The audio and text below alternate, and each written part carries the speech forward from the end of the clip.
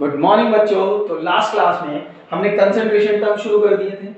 तीन concentration terms को हमने डिस्कस किया था, mass by mass percentage, mass by volume percentage और वॉल्यूम बाय वॉल्यूम परसेंटेज। मैंने आपको फॉर्मूले बनाना भी सिखाया था उनके। अगर आपको याद नहीं हो फॉर्मूले तो आप आराम से बना सकते हो, है ना, देख के कि आपसे क्या पूछा गया है या क्या बताया गया है। ठीक है, उस बेसिस पर जैसे मैं आपको एग्जांपल दूं एक दोबारा से छोटा सा, कि मुझसे कहा मास बाय मास परसेंटेज का फॉर्मूला बताओ, तो बहुत आसान है। मैंने आपसे कहा था फर्स्ट लेटर किसके लिए होगा, सॉल्यूट के लिए, सेकंड लेटर किसके लिए होगा, सॉल्यूशन के लिए। सही बात है ना, फर्स्ट लेटर हमेशा यहाँ पर सॉल्यूट के लिए होगा, सेकंड लेटर सॉल्यूशन के लिए होगा। तो भैया सॉल्यूट का क्या, मास, सॉल्यूशन का भी क्या, मास। तो फॉर्मूला क्या होगा, मास of solute divided by mass of solution, और परसेंटेज है इसलिए मल्टीप्लाई बाय 100। सिमिलर मैनर में मुझसे पूछे वॉल्यूम बाय वॉल्यूम परसेंटेज, तो क्या फॉर्मूला बनाना है सर, पहला लेटर सॉल्यूट का, दूसरा लेटर सॉल्यूशन का, परसेंटेज के लिए 100। तो क्या formula sir, mass of solute, I am sorry, volume of solute divided by volume of solution multiply by 100। ऐसे आप फॉर्मूले इनके निकाल सकते हो। ठीक है, अच्छा, तो आज की क्लास में आपको बोर्ड पे दो क्वेश्चन नजर आ रहे होंगे, है ना, सबको नजर आ रहे होंगे क्वेश्चंस। देखो आज की क्लास में हम मास बाय मास परसेंटेज से वॉल्यूम बाय वॉल्यूम परसेंटेज पर कैसे जाएं, या मास बाय वॉल्यूम परसेंटेज पर कैसे जाएं। सिमिलर मैनर में मेरे को mass by volume percentage given हो तो वॉल्यूम बाय वॉल्यूम परसेंटेज या किसी दूसरी कंसंट्रेशन टर्म्स पर हम कैसे पहुंच सकते हैं, ये सीखेंगे। और एक्चुअली में ऐसे ही कंसंट्रेशन टर्म्स आपके काम आएंगे। मतलब क्या है मेरा मतलब, ये कंसंट्रेशन टर्म्स आपसे कभी भी सीधे नहीं पूछी जाती पेपर में। ऐसा नहीं है कि वो बोर्ड के पेपर में, अब नीट आईआईटी के पेपर में आपको लिख के दे देगा कि वॉल्यूम बाय वॉल्यूम परसेंटेज निकालो या मास बाय मास परसेंटेज निकालो, है ना, ऐसा नहीं होता। बहुत रेयर चांस है इस तरह का क्वेश्चन आने का। बट ये कंसंट्रेशन टर्म्स, तीनों कंसंट्रेशन टर्म इनडायरेक्टली आपके बहुत काम आती है, इनडायरेक्टली आपके बहुत काम आती है। ठीक है, तो वो कैसे काम आती है इस लेक्चर में आप थोड़ा थोड़ा सीख जाओगे। ठीक है, ऐसे दो तीन सवाल हम करेंगे, दो बोर्ड पे लिखे हुए हैं, एक सवाल और करेंगे, ठीक है, बाद में। तो ऐसे क्वेश्चंस करने से आपको पता लगेगा कि एक्चुअली में कंसंट्रेशन टर्म्स का यूज कहां पे आप लोगे। ठीक है, तो ये दो क्वेश्चन बोर्ड पे लिखे हुए हैं। पहले आप इन क्वेश्चंस को वीडियो को पॉज करके खुद से ट्राई करेंगे ईमानदारी से। ठीक है, मे बी 90% मुझे लगता है कि आप इन क्वेश्चंस को आराम से कर लेंगे। नहीं हो पाते हैं तो वीडियो पर आएंगे और देखेंगे, बहुत आसान है। अच्छा देखो कैसे करना है, सुनो सुनो। मुझसे क्वेश्चन कह रहा है कि शुगर सॉल्यूशन इज 10% W/V। अच्छा पहले तो मुझे इस स्टेटमेंट का मतलब बताओ। ये जो लाइन लिखी हुई है इसका मतलब क्या है सर, इसका मतलब ये है कि 10 gram of sugar, 10 gram of sugar present या dissolve in 100 ml of solution. यही है ना इसका मतलब, 100 ml ऑफ सॉल्यूशन। क्या मैं सही हूं? अरे भाई W/V परसेंटेज का मतलब क्या होता है कि कितने ग्राम कितने ml सॉल्यूशन में कितना ग्राम सॉल्यूट घुला हुआ है, यही तो मतलब होता है ना। कितने ml वॉल्यूम में या कितने ml सॉल्यूशन में कितना ग्राम सॉल्यूट का डिसॉल्व है, उसी को तो हम volume by mass by volume percentage कहते हैं। ठीक है, तो यहाँ पर 10% मतलब 10 gram of sugar present in 100 ml of solution. कोई दिक्कत वाली बात नहीं। अच्छा मुझे कैलकुलेट क्या करना है सर, मुझे कैलकुलेट करना है W/W परसेंटेज। क्या कैलकुलेट करना है, W/W परसेंटेज। फॉर्मूला क्या सर, मास ऑफ सॉल्यूट, ठीक है, divided by mass of solution multiply by 100। ठीक है, क्या ये दोनों चीजें आपके पास हैं? नहीं, मेरे पास सर एक चीज है, 10 ग्राम ऑफ शुगर। मतलब सॉल्यूट का मास तो है, सॉल्यूशन का मास नहीं है। अब सॉल्यूशन का मास कैसे निकालोगे, सॉल्यूशन का वॉल्यूम है आपके पास 100 ml, है ना, सॉल्यूशन का वॉल्यूम है आपके पास 100 ml, सॉल्यूशन का मास कैसे निकालोगे? तो डेंसिटी होनी चाहिए। हमने पढ़ा है कि density is equals to mass per unit volume. आपको क्या निकालना है, मास, तो mass will be equals to density multiply by volume. अच्छा डेंसिटी कितनी गिवन सर, 1.25। वॉल्यूम कितना गिवन सर, 100।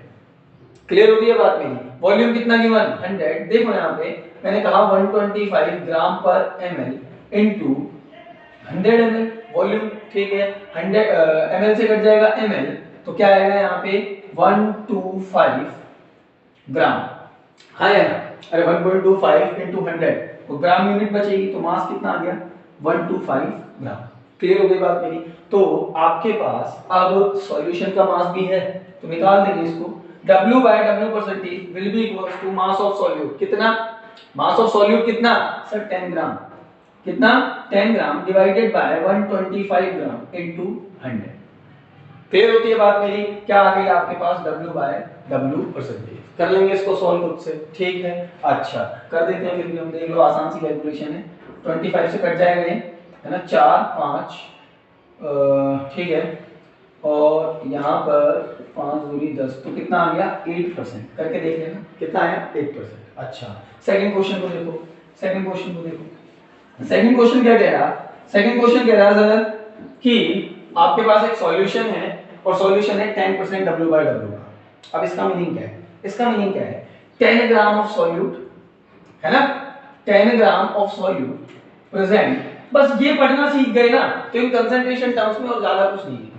यहां से आपको ये पता लगने लग गया कि ये मास सॉल्यूट का कितना है, वॉल्यूम सॉल्यूशन का कितना है, या वॉल्यूम सॉल्यूट का कितना है, मास सॉल्यूशन का कितना है, ये चीजें आपको इससे पता लगने लग गई। तो कुछ नहीं है फिर इन कंसंट्रेशन टर्म्स में, इतना ही काम आएगा हमारे मैक्सिमम। तो 10% W by W का मतलब क्या है? अरे इस W by W का मतलब क्या है? इसका मतलब है कि यार कितने सॉल्यूशन में कितना सॉल्यूट है। अब वो 10% मतलब 10% परसेंटेज 100 में से निकलती है ना, तो मतलब 100 ग्राम सॉल्यूशन में कितना परसेंट है सॉल्यूट? 10 ग्राम। खत्म बात। तो मैं लिख सकता हूं 10 gram of solute present in 100 gram of solution. बोलो हाँ या ना? ठीक है। फिर मेरे से पूछ क्या रहा है? W by V percentage. W by V percentage will be equals to, sir formula क्या? Mass of solute, mass of solute divided by volume, volume of solution, और मल्टीप्लाई बाय 100। बोलो कोई दिक्कत वाली बात? ठीक है। अब आपके पास मास ऑफ सॉल्यूट है कि नहीं? बिल्कुल है सर, 10 ग्राम ऑफ सॉल्यूट। आपके पास सॉल्यूशन का वॉल्यूम नहीं है पर मास तो है, पर डेंसिटी तो है। मास और डेंसिटी दोनों है। अरे भाई सॉल्यूशन का मास है, सॉल्यूशन की डेंसिटी है, सॉल्यूशन का वॉल्यूम नहीं निकाल सकते क्या? निकाल सकते हैं ना sir. Density is equals to mass per unit volume, तो volume will be equals to sir mass upon में डेंसिटी। क्लियर होती है बात मेरी? क्या आ जाएगा देखो, W by V percentage will be equals to mass of solute कितना सर 10 ग्राम अपॉन में वॉल्यूम ऑफ सॉल्यूशन कितना, volume of solution sir solution का मास कितना है 100 अपॉन में सॉल्यूशन की डेंसिटी सर कितनी है 1.2। अब देखो एमएल भी आएगा, ये ग्राम है, डेंसिटी क्या होती है ग्राम पर एमएल, ग्राम से घटा ग्राम, एमएल आया ऊपर, तो ये ओवरऑल यूनिट भी किस में आएगी? एमएल में। एमएल ही तो चाहिए होता है हमें। क्लियर हो गई? वॉल्यूम एमएल में ही तो चाहिए होता है। कर लो इसको सॉल्व। 100 अपॉन में 1.2 मल्टीप्लाई बाय 100। बोलो कोई दिक्कत यहां तक? कर लेंगे इसको सॉल्व। ठीक है। तो आप इस तरह से मास बाय मास परसेंटेज दी हो तो मास बाय वॉल्यूम पर पहुंच सकते हो। ठीक है। मास बाय वॉल्यूम दिया हो तो वॉल्यूम बाय वॉल्यूम या किसी भी कंसंट्रेशन टर्म को कन्वर्ट कर सकते हो। क्लियर होती है बात मेरी? ठीक है। अच्छा तो ये कुछ क्वेश्चंस थे, है ना, जो हमें आने चाहिए। एक्चुअली में हमें इन कंसंट्रेशन टर्म्स को पढ़ना आना चाहिए। सबसे ज्यादा इंपॉर्टेंट तो ये है कि 10% W by W, 8% W by W या 6% W by V, इन सब का मतलब क्या है, इसका मतलब हमें आना चाहिए। 10% मुझसे कह दिया 6% W by V परसेंटेज, मतलब 6 gram of solute dissolve with 100 ml of solution. यही बात होगी ना। 6 मुझसे कह दिया 8% W by W का सॉल्यूशन है आपके पास, W by W परसेंटेज का। इसका मीनिंग आना चाहिए। इसका मीनिंग क्या है कि 8 gram solute present in 100 gram solution, 100 gram of solution. Clear हो गई बात मेरी? ठीक है। टोटल सॉल्यूशन में हम कैलकुलेट करते हैं इनको। अच्छा तो ये 3 कंसंट्रेशन टर्म्स थी, आसान आसान सी। नाउ चौथी कंसंट्रेशन टर्म को हम डिस्कस करेंगे व्हिच इज मोल फ्रैक्शन। और ये कंसंट्रेशन टर्म आपके इस चैप्टर में डायरेक्ट काम आएगी और बहुत ज्यादा काम आएगी। हेनरीज लॉ पढ़ेंगे, याद है आपको मैंने हेनरीज लॉ के बारे में बताया था? ध्यान है? मैंने आपसे कहा था सोडा वाटर होता है, कोल्ड ड्रिंक होती है, उनमें कार्बन डाइऑक्साइड हेनरीज लॉ से बनी जाती है। तो हेनरी लॉ में आप मोल फ्रैक्शन काम में लोगे, ठीक है। राउल्स लॉ में मोल फ्रैक्शन काम में लोगे, ठीक है। मैंने कॉलीगेटिव प्रॉपर्टीज की बात की थी, कॉलीगेटिव प्रॉपर्टीज में भी मोल फ्रैक्शन का यूज है, ठीक है। तो मोल फ्रैक्शन आपके इस चैप्टर में जगह जगह काम आएगा, ठीक है। तो ध्यान से पढ़ना है इसको, कुछ भी समझ में नहीं आए तो वापस से पूछना है मुझसे, ठीक है, कमेंट सेक्शन में, मैसेज में, कैसे भी वापस से जरूर पूछना है अगर कुछ भी समझ में नहीं आया, मतलब ये मिस नहीं करना है। अच्छा, बात करें मोल फ्रैक्शन की। क्या होता है मोल फ्रैक्शन? सुनिए, मोल फ्रैक्शन का मतलब क्या है? अच्छा, मोल फ्रैक्शन को छोड़ो, फ्रैक्शन का मतलब क्या होता है जानते हैं सर? फ्रैक्शन का मतलब है कि जब कोई चीज 1 में से निकाली जाए। अरे जैसे परसेंटेज होता है ना, परसेंटेज का क्या मतलब होता है? जब कोई चीज 100 में से निकाली जाए, है ना। फ्रैक्शन का क्या मतलब होता है? जब कोई चीज 1 में से निकाली जाए। जितने भी मेरे पास क्वांटिटी है किसी सब्सटेंस की, कोई बहुत सारे सब्सटेंसेस है मेरे पास, जितनी भी क्वांटिटी है मेरे पास उन सबकी, सबको क्या निकाल दिया, सबको कितना मान लिया जाए? 1। ठीक है, और फिर बारी बारी से सबका फ्रैक्शन निकालते हैं, है ना। 1 में से फ्रैक्शन वो चीज है जो 1 में से निकाली जाए। जैसे परसेंटेज का मतलब, परसेंटेज क्या होता है? जो 100 में से निकाला जाए। क्लियर हो रही है? फ्रैक्शन मतलब जो 1 में से निकाला जाए। समझते हैं, टेंशन मत लो, सीधा सीधा बात करते हैं, सीधा। मान लो मेरे पास एक सॉल्यूशन है। जस्ट इमेजिन कि मेरे पास एक सॉल्यूशन है, ठीक है ना। ध्यान से समझो, इस सॉल्यूशन में 2 कंपोनेंट है सर, एक तो है ए और दूसरा है बी। एक तो है ए, दूसरा है बी। एक है ए, दूसरा है बी। ठीक, जस्ट इमेजिन कि यहाँ पर जो ए है वो सॉल्यूट है और बी है वो सॉल्वेंट है। कोई दिक्कत वाली बात? ठीक है। अब सॉल्यूट के कुछ मोल्स इसमें होंगे, सॉल्वेंट के भी कुछ मोल्स इसमें होंगे, है ना। मैंने माना कि सॉल्यूट के यहाँ Na मोल प्रेजेंट है। कितने? Na मोल। और सॉल्वेंट के यहाँ Nb मोल प्रेजेंट है।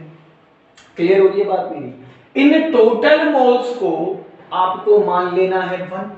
कितना? 1। हो सकता है यहाँ Na के ए के 5 मोल हो, बी के 10 मोल हो, ए के 50 मोल हो, बी के 100 मोल हो, पॉसिबिलिटी है। हो सकता है ए का 1 मोल हो, बी के 3 मोल हो, कुछ भी हो सकता है। ठीक है, आपको सबको कितना मान लेना है?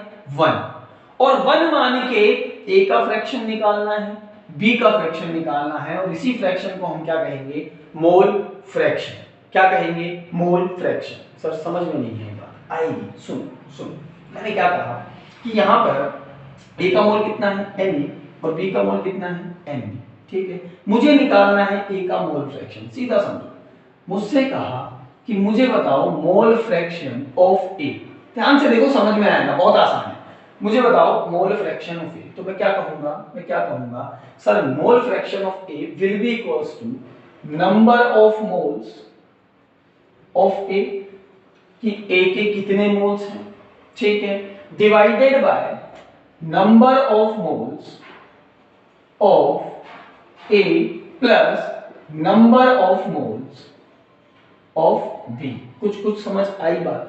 कुछ समझ आई कि क्या किया मैंने ए का मोल फ्रैक्शन निकालने के लिए? जिसका मोल फ्रैक्शन पूछा था उसके mole divide by total, solution के टोटल मोल। जैसे मुझसे कहा कि आप मुझे बताएं mole fraction of B. Mole fraction of B क्या होगा? Mole fraction of B, sir B के कितने मोल प्रेजेंट हैं? कितने मोल प्रेजेंट हैं? N B. चलो देखते हैं उसको भी। मैं लिखूंगा यहाँ पे formula number of moles of B. Clear हो रही है बात मेरी? Divided by number of moles of A plus number of moles of B. आसान सी बात है, number of moles of B. इससे किसका मोल फ्रैक्शन निकलेगा? बी का। कुछ बात समझ में आ रही है? एक और एग्जांपल से समझते हैं इसको हम सबको। मैं अभी भी कायम हूं उस बात से कि हम टोटल 1 मान के निकाल रहे हैं। देख लेना लास्ट में, आपको मेरी बात समझ में आ जाएगी जो मैंने अभी भी कही कि टोटल 1 मान लेते हैं। हो सकता है थोड़ा सा कंफ्यूजन हो, 5 मिनट में दूर हो जाएगा। ध्यान से देखते जाओ। एक और एग्जांपल देखो, सुनो। मैंने कहा कि मेरे पास एक सॉल्यूशन है ना, और उस सॉल्यूशन में 3 कंपोनेंट है। मान लिया उस सॉल्यूशन में ए है, उस सॉल्यूशन में बी है, और उस सॉल्यूशन में सी है। ऐसे 3 कंपोनेंट है मेरे पास, ठीक है। अरे हो सकते हैं ना, इनमें से एक सॉल्वेंट है, 2 सॉल्यूट है। जैसे मान लो शुगर है, दूसरा सॉल्ट है, और तीसरा वाटर है जो सॉल्वेंट का काम कर रहा है, ठीक है। अच्छा, मैंने कहा कि ए के मेरे पास Na मोल है, बी के मेरे पास Nb मोल है, और सी के मेरे पास Nc मोल है। मुझसे पूछा कि मोल फ्रैक्शन बताओ ए का। मोल फ्रैक्शन ऑफ ए। मुझसे कहा कि बताओ भाई मोल फ्रैक्शन ऑफ ए। अच्छा सुनो, मोल फ्रैक्शन को रिप्रेजेंट किया जाता है इस साइन से, ठीक है। इसको हम x नहीं बोलते, x जैसा लग रहा है, इसको हम बोलते हैं जीटा। क्या बोलते हैं? जीटा, या कुछ किताबें लिख देती हैं इसको ईटा। क्या लिखती हैं? ईटा। आप जीटा कह सकते हो, आप ईटा कह सकते हो, x नहीं होता इसका प्रोनाउंसिएशन, ठीक है, x नहीं बोलते इसको। अच्छा, मुझसे कहा मोल फ्रैक्शन ऑफ A, मैंने कहा zeta A will be equals to number of moles of A, number of moles of A divided by number of moles of A plus number of moles of B plus number of moles of C। अरे यही तो कर रहे हैं कि जिसका mole fraction पूछा उसके मोल डिवाइडेड बाय सॉल्यूशन के टोटल मोल। यही तो कर रहा हूं मैं भाई। A का मोल फ्रैक्शन पूछा तो डिवाइडेड बाय टोटल मोल, ठीक है। विल बी इक्वल्स टू, अच्छा A के मोल कितने माने थे हमने sir? Na divided by Na plus Nb plus Nc divided by Na plus Nb plus Nc। कुछ बात समझ आ रही होगी। अच्छा, सेकंड देखो, मोल फ्रैक्शन ऑफ B मतलब जीटा B, मतलब जीटा B। अरे B का मोल फ्रैक्शन बोला तो हमने क्या लिखा उसको? Zeta B will be equals to number of moles of B, number of moles of B divided by number of moles of A plus B plus C। A के मोल plus B के मोल plus C के मोल, ठीक है। या will be equals to B के mole कितने माने थे? Nb अपॉन में Na plus Nb plus Nc। किसका मोल फ्रैक्शन निकल जाएगा? B का मोल फ्रैक्शन। C का खुद से निकाल लेंगे। हमने कहा mole fraction of C will be equals to zeta C। Clear हो रही है बात मेरी? कैसे निकालोगे sir? Number of moles of C divided by number of moles of A plus B plus C। बात समझ में आई? यानी कि sir mole fraction of C zeta C will be equals to NC divided by Na plus Nb plus Nc। निकाल सकते हैं total mole हम C के भी। A के मोल फ्रैक्शन C का भी, A का मोल फ्रैक्शन A के मोल अपॉन में टोटल मोल सॉल्यूशन के, B का मोल फ्रैक्शन B के मोल अपॉन में टोटल मोल। क्लियर हो गई बात मेरी, है ना? और ये सब एक पे से मान के चल रहा है काम, अभी समझ में आएगा वो। अभी तो निकालना सीखो कि मोल फ्रैक्शन निकालेंगे कैसे। जिसका मोल फ्रैक्शन पूछा उसके मोल बटे में total.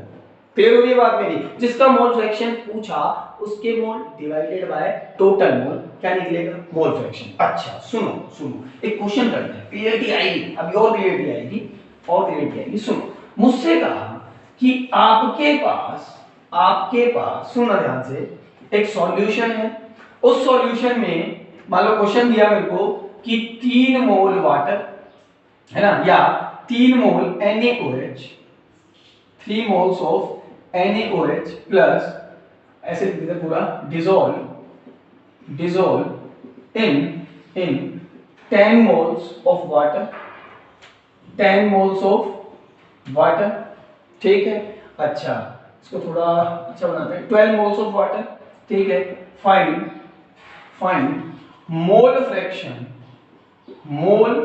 Fraction of NaOH and water.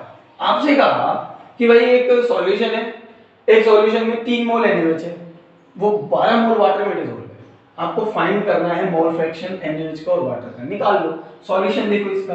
अरे मुझसे क्या क्या पूछा है सर? मुझसे पूछा है मोल फ्रैक्शन ऑफ NaOH, यानी कि जीटा NaOH किसके बराबर होगा sir? Moles of NaOH in solution, moles of NaOH sir divided by moles of NaOH plus moles of water. हाँ या ना? ऐसे तो कर रहे थे ना, total moles of solute divided by total moles of solution, ऐसे तो कर रहे थे। Total moles of that component जिसका मोल फ्रैक्शन हमें निकालना है अपॉन में टोटल नंबर ऑफ मोल्स, उसी को तो कहते हैं मोल फ्रैक्शन। देखो जरा कैसे निकलेगा NaOH का। NaOH के मोल्स कितने हैं सर? 3, ठीक है। अच्छा, इसके मोल्स टोटल मोल्स कितने होंगे भाई? इसके 12, इसके 3, कितने? 12 प्लस 3 और 3 डिवाइडेड बाय 15, यानी कि मैं इसको लिख सकता हूं 1/5। मोल फ्रैक्शन कितना हो जाएगा NaOH का 1/5। बोलो क्लियर है बात मेरी। अच्छा मोल फ्रैक्शन की कोई यूनिट होगी क्या? सोच के बोलो, मोल फ्रैक्शन की कोई यूनिट होगी क्या? ऊपर मोल नीचे मोल, कोई यूनिट नहीं होगी, कोई यूनिट नहीं होगी। यहां मैं लिख सकता हूं मोल fraction is a unitless quantity, और ये पूछा गया है एक दो बार पेपर में, यूनिटलेस क्वांटिटी। ऑप्शन दे देता है कि which of the following is unitless, कौन सा होगा उनमें? Mole fraction. कई कंसंट्रेशन टर्म्स दे देता है, बोल देता है कि इनमें से यूनिटलेस क्वांटिटी कौन सी है जिसकी कोई यूनिट नहीं होगी, तो ऑब्वियसली मोल फ्रैक्शन।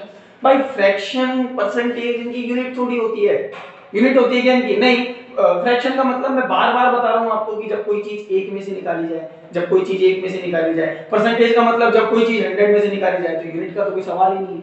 क्लियर बात है? तो मोल फ्रैक्शन का कोई यूनिट नहीं होता, it is a unitless quantity. Clear हो गई बात मेरी? ठीक है। अच्छा सुनो, अभी मुद्दे की बात सुनो। यहां मोल फ्रैक्शन निकाला मैंने किसका? NaOH का। मुझे वाटर का भी निकालना है। Sir mole fraction of water will be equals to number of moles of water. कितने मोल्स है वाटर के? 12 अपॉन में टोटल मोल्स 12 प्लस 3, नीचे टोटल ही रखना है यानी कि 50। बोलो क्लियर है बात मेरी? ठीक है। कट रहा है क्या? 3 से कट रहा है। 3 4 is 12 and 3 5 is 15। कितना आया? 4/5। क्लियर बात मेरी? यानी कि सॉल्यूशन में NaOH के कितने मोल हैं? 1/5। या NaOH का मोल फ्रैक्शन कितना है? 1/5। और H2O का मोल फ्रैक्शन कितना है? 4/5। अब वो बात जो मैं चिल्ला चिल्ला के बोल रहा था, इन दोनों को जोड़ो, इन दोनों का मोल फ्रैक्शन किसके इक्वल आएगा? इन दोनों को जोड़ो, 1 मिनट के लिए जोड़ो। ये तो सवाल तो हो गया कि मैंने मोल फ्रैक्शन निकाल दिया। अब 1 मिनट के लिए इन दोनों को जोड़ो। Sir zeta NaOH plus zeta H2, दोनों को जोड़ा, मोल्स को नहीं, मोल फ्रैक्शन को जोड़ दूं। सर जीटा NaOH आया 1/5, जीटा H2 आया 4/5 यानी कि 5/5 यानी कि 1। यही तो बोल रहा था मैं आपसे। और क्या बोल रहा था? कि मोल फ्रैक्शन 1 में से निकाला जाता है, यानी कि ऑब्वियसली बिल्कुल सही बात है कि टोटल मोल सॉल्यूशन में कितने हैं? 15। उन 15 में से 3 मोल्स किसके हैं? NaOH के। 12 मोल किसके हैं? वाटर के। बट अगर 1 मोल की बात करूं, मैं इन सबको कितना मान लूं? 1 मोल, तो NaOH का कितना मोल होगा उसमें? 1/5। H2O का कितना मोल होगा उसमें? 4/5। बात समझ में आ रही? कितना मोल होगा? 4/5। क्लियर हो रही है बात मेरी? यही मैं कह रहा था कि टोटल हम मोल फ्रैक्शन कैलकुलेट करते हैं टोटल मोल्स को 1 मान के।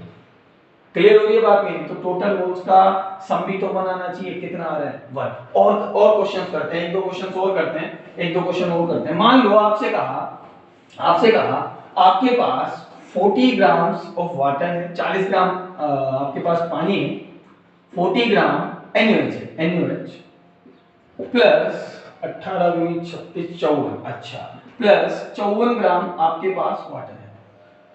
40 ग्राम NaOH प्लस 54 ग्राम वाटर। आपसे पूछा गया है, सुनो, calculate mole fraction of NaOH।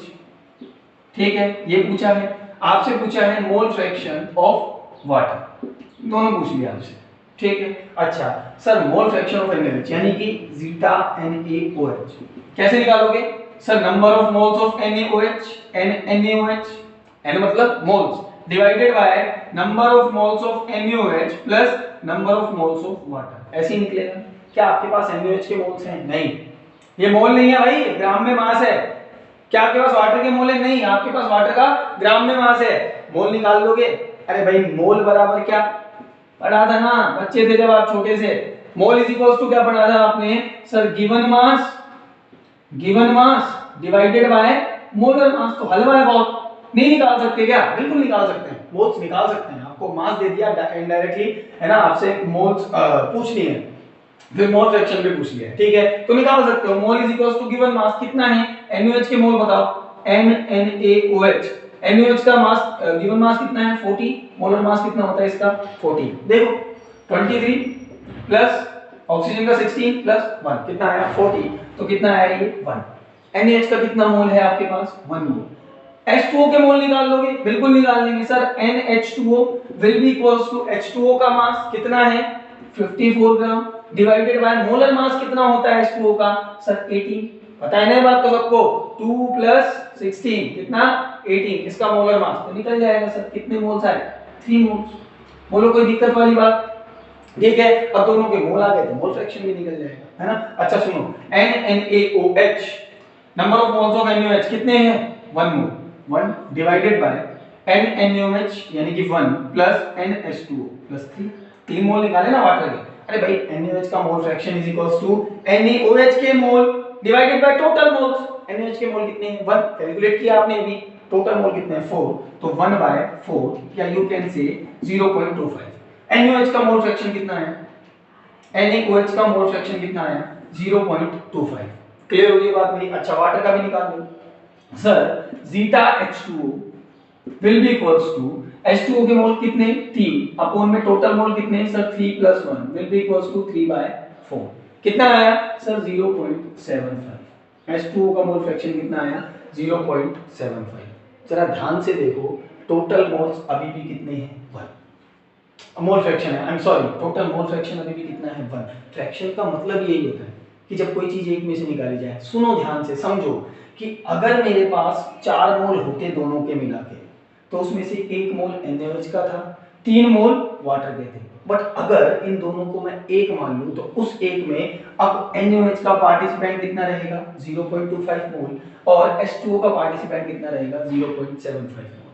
बात समझ में आनी चाहिए बात, क्लियर होती है इतनी बात? ठीक है कि मोल फ्रैक्शन का मतलब जब कोई चीज 1 में से निकाली जाए, जब कोई चीज 1 में से निकाली जाए। अब यहां मैं एक बात लिखने जा रहा, ध्यान से सुनिएगा, आपको समझ में आ जानी चाहिए वो बात, बहुत इंपॉर्टेंट है, आगे ये चीज बहुत काम आएगी हमारे। छोटी सी बात है पर मोटी बात है, इंपॉर्टेंट बात है, सुनना। क्या है? क्या है?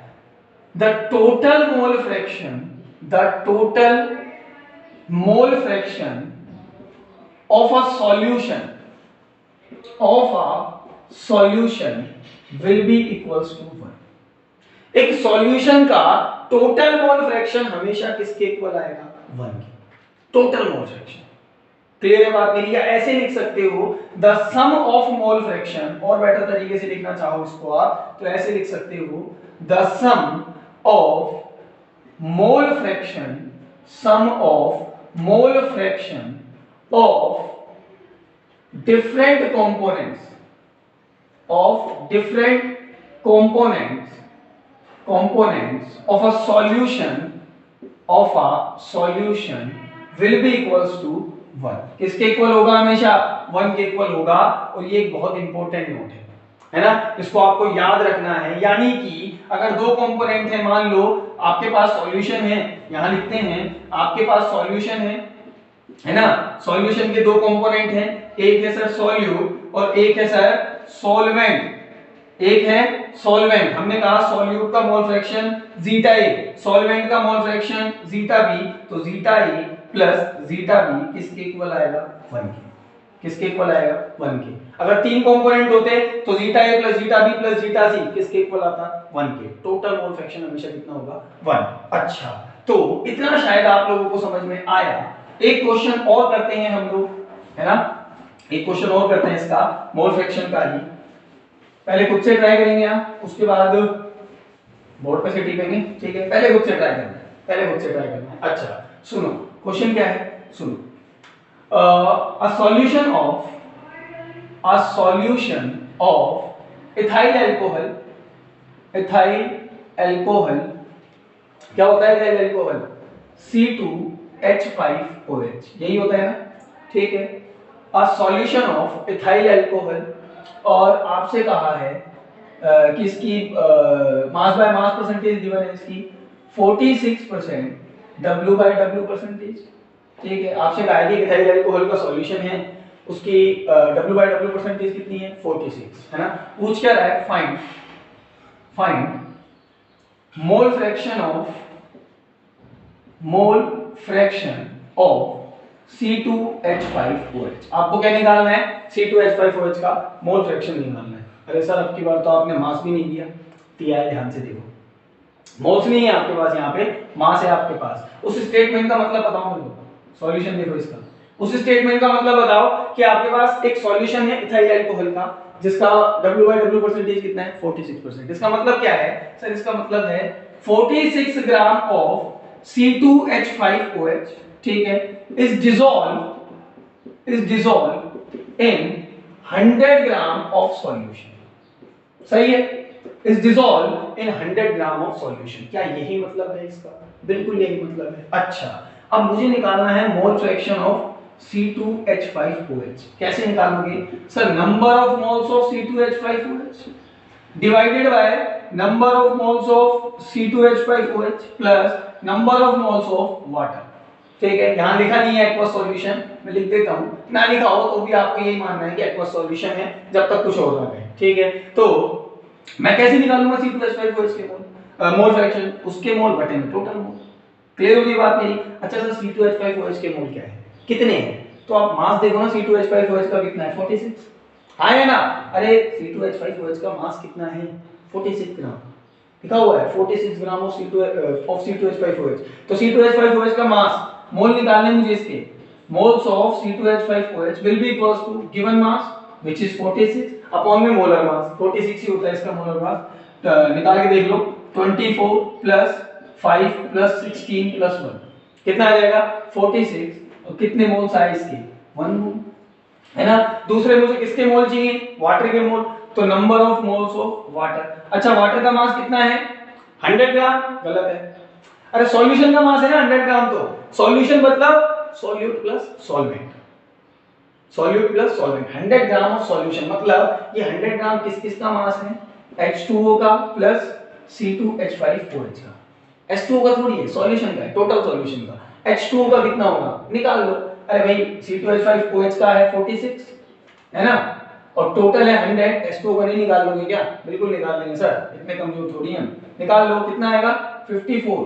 H2O का कितना मास आ जाएगा? 54 ग्राम। तो 54 divided by 18 will be equals to 3 moles. हाँ या ना? बिल्कुल सही बात है। अच्छा, करके देखते हैं इसको, C2H5OH के मोल फ्रैक्शन को निकालते हैं। X C2H5OH will be equals to, C2H5OH के कितने मोल हैं? 1 divided by 1 plus 3 will be equals to 1/4। कितना मोल फ्रैक्शन आ जाएगा C2H5OH का? C2H5OH का कितना मोल फ्रैक्शन आ जाएगा? 1/4। अच्छा, मान लो H2O का भी पूछ लेता, जीटा H2O, तो कैसे निकालते? Number of moles of H2O कितने हैं? 3 डिवाइडेड बाय टोटल मोल्स कितने हैं? 4, 0.75। क्लियर? अल्दो मुझे H2O के लिए एक कंपोनेंट की मुझे पता है, दूसरे कंपोनेंट की मोल फ्रैक्शन निकालने के लिए मुझे ये करने की जरूरत नहीं है, मुझे ये करने की जरूरत नहीं है। मैं एक और तरीके से निकाल सकता हूं ना, देखो कैसे। मुझे C2H5OH की मोल फ्रैक्शन पता है, मुझे पता है कि जितने भी कंपोनेंट हैं सबकी मोल फ्रैक्शन का सब 1 के इक्वल होता है। अब यहाँ कितने कंपोनेंट है? 2। ठीक है, अरे एक बात बताओ ना, इसको छोड़ो एक मिनट, एक बात बताओ, क्या मैं लिख सकता हूँ zeta C2H5OH plus zeta H2O will be equals to 1? लिख सकता हूँ क्या? बिल्कुल लिख सकता हूँ। इसका मोल फ्रैक्शन कितना है? 0.25 प्लस जीटा H2O नहीं पता मुझे, विल बी इक्वल्स टू 1। तो जीटा H2O क्या हो जाएगा?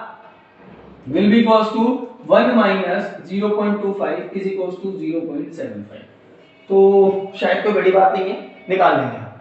क्लियर होती है बात मेरी? ठीक है, तो ये मोल फ्रैक्शन के कुछ क्वेश्चंस थे, आपको याद रखना है मोल फ्रैक्शन के बारे में कि मोल फ्रैक्शन का मतलब क्या होता है कि सॉल्यूशन में जितने भी कंपोनेंट हैं सबके मोल्स को एक मानने और उनमें से अब फ्रैक्शन निकाला जाए। क्लियर हो रही है बात मेरी कि इस पर्टिकुलर कंपोनेंट का फ्रैक्शन एक में से इतना है, इसका इतना है और इसका इतना है। अब एक में से निकाल रहे हैं तो सबका सम भी किसके इक्वल आएगा? हमेशा, कहां लिखा था मैंने? अच्छा मैंने मिटा दिया, है ना? सबका सम भी किसके इक्वल आएगा? हमेशा 1 के। क्लियर होती है बात इतनी? ठीक है, तो इनके प्रॉपर आप नोट्स बनाएं, इन क्वेश्चंस को अपनी फेयर कॉपी में उतारें। कुछ प्रैक्टिस क्वेश्चन मैं आपको बता दूंगा, ठीक है, दे दूंगा। कल की क्लास में डिस्कस करेंगे मोलरिटी और मोलरिटी। ठीक है, उससे पहले आपकी ये तीनों लेक्चर सॉल्यूशन के, तीसरा लेक्चर है, ठीक है, खत्म हो जानी चाहिए बहुत अच्छे तरीके से। कोई आपका डाउट होता है तो आप मुझसे कंसल्ट कर सकते हैं। ठीक है, अपना आज का काम आज ही करें, छोड़े ना कल के भरोसे, वरना कुछ दिन बाद आप बहुत पीछे रह जाओगे। क्लियर हो रही बात मेरी? ठीक है, थैंक यू।